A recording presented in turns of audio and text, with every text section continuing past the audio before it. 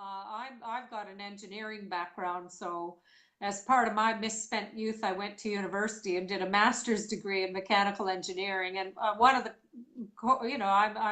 I'm well versed in understanding data and understanding graphs, and I have not been convinced that there is dangerous global warming happening as a result of uh, running cattle or eating cattle. In fact, I think we're doing just fine. The Earth has been a lot hotter and has been a lot cooler, and I think it's simply hubris to think that they want to pass laws to have us reduce our carbon dioxide. Well, it's fair enough to have the argument, but it's completely unfair to expect one sector of the economy to pay for all of that without due compensation.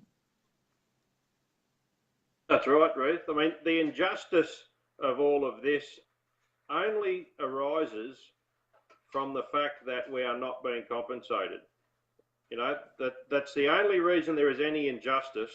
It's the fact that we're not being compensated. If government, for the supposed good of the people, want to lock up our property, well, the just action to take would be to compensate us. We will go, and there will be injustice, that everyone will be happy.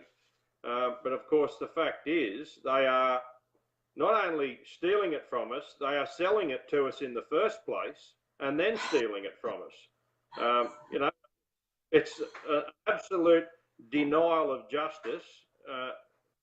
Look, I can't believe that it's got to this point, and without trying to,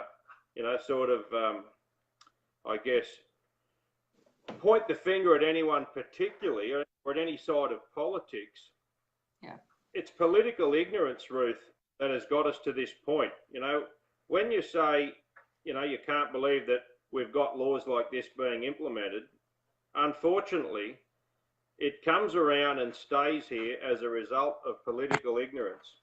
I think for far too long, we've all taken politicians for granted. We've assumed that they tell the truth, and unfortunately, as the last couple of decades now has proven, there's a bigger agenda at play here, Ruth, and we really need to, the voting public need to exercise their democratic right and get rid of this policy, because we're only just starting to see the implications of the Paris Agreement.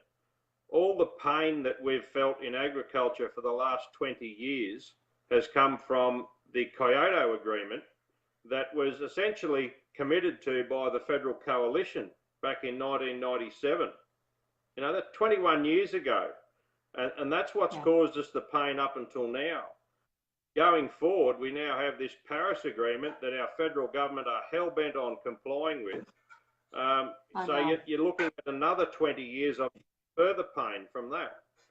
Yes, that's right. And I intend to be interviewing Senate candidates for Queensland. I think it's a given that that the Liberal Party is struggling. I mean, I certainly didn't like it when Malcolm Turnbull knifed Tony Abbott, and I certainly didn't like it when they had more leadership instability. And I just think they've lost conservative voters like me.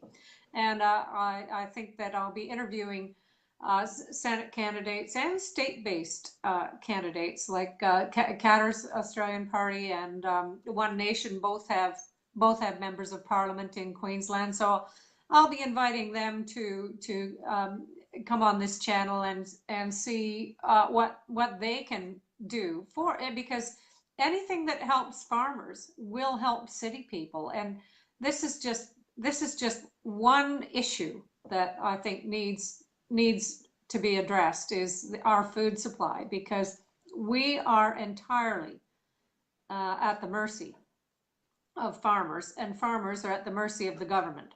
So that means that the votes in the city overpower the votes in the country. And I just have to say that these issues have to be aired, and this is my small effort in trying to get the public to understand, or get the city people to understand exactly what's going on in the bush. And and I'm ever so grateful that I met Kate Stewart many years ago at a meeting in Gundawindi. I'd driven there in my little MX-5, and I learned some things. And my husband and I have been on cattle stations out in Western Queensland, and we're ever so grateful for that experience because I grew up on a dairy farm in Canada, and that means I know next to nothing about farming in Australia.